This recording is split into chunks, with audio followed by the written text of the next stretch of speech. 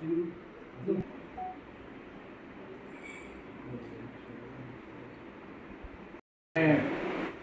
के तमाम पत्रकार बंधुओं का जो आज यहाँ पर पहुँच पाए हैं बड़े शॉर्ट नोटिस पे, और सबका स्वागत करता हूँ। और तमाम हमारे बार मेंबर्स का जो इतने शॉर्ट नोटिस पर आज यहाँ पर मेरी पत्रकार वार्ता में शामिल हुए हैं, मैं सबका स्वागत करता हूँ। क्योंकि मैं सबसे पहले कि मैं आज के जो मुख्य संदर्भ बिंदु पर आऊँ, मैं बैकग्राउंड में कुछ बातें बताना चाहता हूँ कि मेरी किसी निजी समस्या से, क्योंकि मैं यहाँ पर प्रेजेंट नहीं था, लगभग पिछले 19 तारीख से लेकर आज मतलब 31 तारीख तक मैं इस यहाँ पर नहीं था। पिछले दिनों कुछ ऐसे घटनाक्रम बदले जो मैं समझता हूँ कि दूसरा पक्ष जिनका सामने नहीं आया, केवल एक ही पक्ष की बात जो थी वो की जा रही थी। देखो, सवाल ये है कि जब यहाँ पर हमारी एक प्रथा शुरू की थी हम लोगों ने, जो भी प्रेसिडेंट बनता था वो इलेक्शन से बनता था, क्योंकि उससे पहले भी कुछ काफ़ी चीज़ें ऐसी थी कि ऐसे ही वो प्रेसिडेंट हम पर थोप दिए जाते थे। नेचुरली जिनको नहीं पसंद है वो ऐसा ही कहेंगे कि हमारे पर थोपा है। तो हमने इसके लिए जद्दोजहद, और ख़ास तौर से मैंने और मेरे साथियों ने, हमने इस बार एसोसिएशन के अंदर एक जद्दोजहद लड़ी कि जो भी प्रेसिडेंट हमारा बने, बार एसोसिएशन का बने, वो इलेक्टेड सिस्टम से बने, चाहे ए बने, चाहे जेड बने, चाहे कोई भी बने, लेकिन इलेक्शन से बने। यहाँ पर एक इलेक्शन कंडक्ट होता है, लास्ट जो इलेक्शन था जिसमें मैं 13 वोट से जीता था, और ठीक इलेक्शन कंडक्ट होने के बाद जो एक अपोनेंट ग्रुप था, डिसॉल्व करो, वो आपने डिसॉल्व की नहीं। अब आपने क्या बना ली, एक और संस्था बना ली और नाम दे रहे हैं बार एसोसिएशन। ये बार एसोसिएशन नहीं है, ये कठुआ एडवोकेट एसोसिएशन की बी टीम है। मैं सामने कहता हूं, ये आपकी मंशा पर सवाल उठते हैं, सारे बार मेंबर आपके थू थू कर रहे हैं। यह और बात है कि कुछ पर्दे के पीछे रहना चाहते हैं, कुछ पर्दे के सामने नहीं आना चाहते, या उनके अंदर वो उनकी कोई मजबूरी हो सकती है, मैं नहीं कहता। लेकिन सच को सच बोलने वाले, राइट को राइट बोलने वाले, रॉन्ग को रॉन्ग बोलने वाले लोग भी आज इस बार के अंदर जिंदा हैं। और जब तक वो जिंदा है, जब तक वो प्रैक्टिस कर रहे हैं, वो यही कहेंगे, रात को रात कहेंगे, दिन को दिन कहेंगे, गलत को गलत कहेंगे, सही को सही कहेंगे। इसलिए हमारा पत्रकार वार्ता बुलाने का मकसद यही था कि हम, ये जो एसोसिएशन बनी है, गलत कमेटी बनी है, मेरे पीछे से बनी है, मुझे इसमें कोई कंसल्ट नहीं किया गया, बिना बात के यहाँ पर किसी और मुद्दे पर मीटिंग बुलाई जा रही है, और यहाँ पर इलेक्शन कह रहे हैं कि इलेक्शन हो गया। ऐसे होता इलेक्शन? कहाँ नोटिफिकेशन आपकी, कितना है वोटर लिस्ट, कितने मेंबर हैं, आपको पता है? कोई पता नहीं, किसी के पास जवाब देंगे। मैं सरासर, मेरी पूरी बार यहाँ पर जो बैठी है, पूरी बार एसोसिएशन इस बात को खंडन करती है, निंदा करती है कि इस एसोसिएशन का कोई अस्तित्व नहीं, हम इस एसोसिएशन को नहीं मानते। क्योंकि मैं इलेक्टेड हूं, मैंने इलेक्शन लड़के बना है, मैं किसी पार्टिकुलर डिफीटेड कैंडिडेट की चोरी नहीं बना मैं।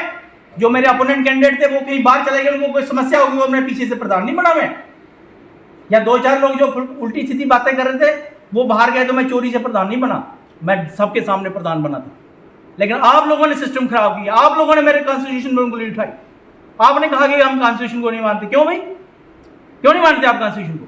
मानना पड़ेगा आपको, क्योंकि आप लोग लॉलेसनेस में विश्वास करते हो। आप इस सिस्टम के अगेंस्ट हो कि एक ऑर्गेनाइज तरीके से बार बने। एसोसिएशन नाम की एक संस्था बना लेते हैं जिसको वो बार कहते हैं, और जब भी हमारा कोई नोटिस, हमारा कोई रेजोल्यूशन, हमारा कोई वर्क सस्पेंड का नोटिस जजेस के पास जाता था, उन्हीं के बंदे आके जजेस को जो मिसलीड करते थे कि यहाँ 2 बारें हैं, यहाँ कठुआ एडवोकेट एसोसिएशन नाम की संस्था है, हम नहीं मानते। कहने का मतलब कि वो एक इलेक्टेड प्रेसिडेंट की तौहीन करते थे, जो कि निरंतर जारी थी। हमने बाहर का इंटरनल मैटर था, हमने इस पर कुछ बाहर एक्सपोज नहीं किया, लेकिन आज मुझे मजबूर किया इन लोगों ने। और उसके बाद एक झूठी कंप्लेंट हमारे ऊपर 50-60 वकील जिसमें फंसाए हुए हैं, आज तक हमारी हाई कोर्ट के सामने लंबित है। यहाँ ये लोग कुछ प्रॉमिस करके गए थे कि हम उस कंप्लेंट को विड्रॉ करेंगे, लेकिन इन्होंने यहाँ पर मजिस्ट्रेट का एफिडेविट देके वहाँ हाई कोर्ट के अंदर जो है रिवॉल्व करने का काम किया, हम लोगों को फंसाने का काम किया ताकि इन 50-60 बंदों के लाइसेंस कैंसिल हो जाए। इनकी ये नीयत थी, या सस्पेंड हो जाए या कुछ भी हो जाए, कोई भी पेनल्टी लग जाए।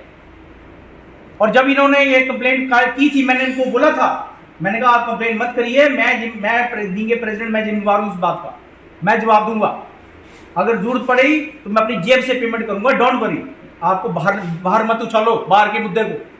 लेकिन इन्होंने मेरी बात की एक नहीं सुनी और इन्होंने झूठी कंप्लेंट हमारी सुप्रीम कोर्ट में की, वो काफ़ी देर पड़ी रही। और यहाँ पर ये मुझे चैलेंज करते थे, मुझे कहते थे कि बड़ा शौक था मदद करने का कोरोना काल में, तो अपनी जेब से करनी थी। मैं इनकी बातों पर तंग आकर मेरे ज़मीर ने मुझे इस बात की इजाज़त नहीं दी और मैंने अपने ट्रेजरर को बुलाया, मैंने उनसे पूछा कि कितना पैसा डिस्ट्रीब्यूट हुआ है कोरोना काल के अंदर, मेंबर्स की हेल्प की है। तो उन्होंने बताया कि 2,01,000, मैंने 2,04,000 किसी से भीख मांग के, किसी से उधार लेके वो पैसा मैंने कैश उसके हाथ में दिया और उनको बोला भी आप ये अपने उसी अकाउंट में डाल दीजिए जहाँ से डिस्बर्समेंट हुई। 2,04,000 रुपये मैंने जमा कराया। मुझे बनाए मैंने कौन सा गुनाह किया? मैं रिकॉग्नाइज हो रहा हूँ हाई कोर्ट के सामने, ये लोग नहीं रिकॉग्नाइज हो रहे हैं। पिछले दिनों उन्होंने एक और यहाँ पर, आप जानते हैं पूरी कठुआ इस बात की गवाह है, मैं इस बातों को पब्लिक में नहीं ले जाना चाहता हूं, लेकिन इन लोगों ने मुझे मजबूर किया। पिछले दिनों मैं भी ये प्रेसिडेंट बार एसोसिएशन की कैंटीन की रिकवरी करा रहा था, एक बंदा जो मेरा टेनेंट था वो पैसा नहीं दे रहा था, हमने इसको नोटिस भेजा, इन लोगों ने इसको शह दी कि इनको कोई किराया नहीं देना है। किराया में आजाद शत्रु नहीं लेना था क्या? फिर SC/ST एक्ट का झूठा पर्चा मेरे पर क्यों? ये लोग साजिशी। और बाद में आपने देख लिया 4 दिन बाद उसी बंदे ने आपके सामने बयान दिया, फिर मुझे पता नहीं था कंप्लेंट के अंदर क्या लिखा हुआ है। तो कंप्लेंट ड्राफ्ट किसने की? क्या उससे सवाल नहीं पूछा जाएगा? ये इशू पेंडिंग है, ये मेरे अकेले के मसले नहीं है, ये बाहर के मसले हैं। इलेक्टेड प्रेसिडेंट के ऊपर SC/ST के व्यक्ति का पर्चा लगा, वो भी झूठा, वो भी उस आदमी पर जो एक सेकुलर आइडियोलॉजी का बंदा था। तब कहां थे ये लोग जो झूठी मीटिंगें बुला रहे थे बिना कंसेंट के? मेरे वाइस प्रेसिडेंट को नहीं पूछा, मेरे जनरल सेक्रेटरी को नहीं पूछा, किसने बुलाई मीटिंग? अगर 2-4 लोग गद्दार हो गए तो कोई बात नहीं, उनसे फर्क नहीं पड़ता मुझे। क्या यही बात का इंतजार कर रहे थे लोग? इनके अंदर इंसानियत नाम की चीज नहीं है क्या? ये इन लोगों की फैमिली में कोई बीमार नहीं होगा क्या? इन लोगों की फैमिली में किसी को प्रॉब्लम नहीं आएगी? कौन सा मौका चुना इन लोगों ने? मैं पूछना चाहता हूं, ये कौन सा मौका था और कौन सा है भाई? कैसे बन गया प्रेसिडेंट? मेरे पास पावर है और आपने कैसे सोच लिया मैंने इलेक्शन लड़ना या नहीं लड़ना? आप कैसे डिसाइड कर सकते हो ये बात? जब तक मामला हमारा हाई कोर्ट में पेंडिंग है तब तक गाड़ी आगे नहीं चलने वाली। विड्रॉ करो ना गाइस, इसने बोला। हमारी पास लास्ट जनरल हाउस मीटिंग हुई थी लास्ट ईयर, सबने एक ही बात ही बोला था भाई कंप्लेंट विड्रॉ होनी चाहिए। कंप्लेंट क्यों आज तक पेंडिंग है हाई कोर्ट के अंदर? जब हमने उसकी पैसा का 1-1 रुपया जो है वो मैं अपनी जेब से दे चुका हूं, वो कंप्लेंट मेरे खिलाफ आज तक मेरे साथियों के खिलाफ क्यों पेंडिंग है? मैं तो उसमें सिग्नेटरी हूं, मैं तो बेनिफिशियरी हूं नहीं उसका, मैंने तो 1 रुपया भी नहीं लिया, मैं सिर्फ सिग्नेटरी हूं। और उन बंदों को फंसाया गया है। कल को इन्होंने जजेस का एग्जाम क्लियर करता है, कभी मुंसिफ का एग्जाम, कोई हमारे सरकारी वकील बनता है, उसकी 1 मिनट में कंप्लेन हो जाएगी उसके खिलाफ, NOC नहीं मिलेगी उसको, क्योंकि उनका नाम, सबका नाम वहाँ पर उस कंप्लेन में लंबित है। और जब ये इंटरनल मामले हाई कोर्ट में चल रहे हैं और हाई कोर्ट की जो डिसिप्लिनरी कमेटी के पास जो कंप्लेंट फॉरवर्ड हुई है सुप्रीम कोर्ट ऑफ इंडिया से, उस कमेटी के पास जो है आप सारी, वो बार काउंसिल की कमेटी है, वो बार काउंसिल की सारी पावर उसके पास है। जब तक कि वो कमेटी जो है उसका कोई निर्णय नहीं हो जाता, आप 50-60 बंदों का मान लीजिए हम इलेक्शन करा देते हैं, उधर से निर्णय आता कि 60 बंदों का लाइसेंस कैंसिल, what is the fun of that election? और इस बात की क्या गारंटी है कि कल को कोई उंगली नहीं उठाएगा? हमारा इनका तो मैटर सब जुडिस है, ये तो वोटिंग में पार्टिसिपेट ही नहीं कर सकते, ना ये इलेक्शन लड़ सकते हैं। फिर इलेक्शन करवाना किस लिए है? किसके लिए लगता है इलेक्शन करवाना? मुझे बताए ना। जब आपने इलेक्टेड प्रेसिडेंट को मानना नहीं है, जब आपने उसके सामने कठुआ एडवोकेट एसोसिएशन नाम की संस्था खड़ी कर देनी है, तो फिर आप क्या एक्सपेक्ट करते हो कि आपके ग्रुप से अगर कोई बंदा जीतेगा तो दूसरा ग्रुप आपको एक्सपेक्ट करेगा? ये कहते हैं चैरिटी बिगिन्स एट होम। अगर किसी को कहना है कि मीठा मत खाना, तो पहले खुद मीठा छोड़ना पड़ता है, अगर ये एक्सपेक्ट करनी है कि दूसरे लोग हमारी इज्जत करें, पहले उसकी इज्जत करनी पड़ती है, क्योंकि ये give respect and take respect, ये सीधा सा फार्मूला है।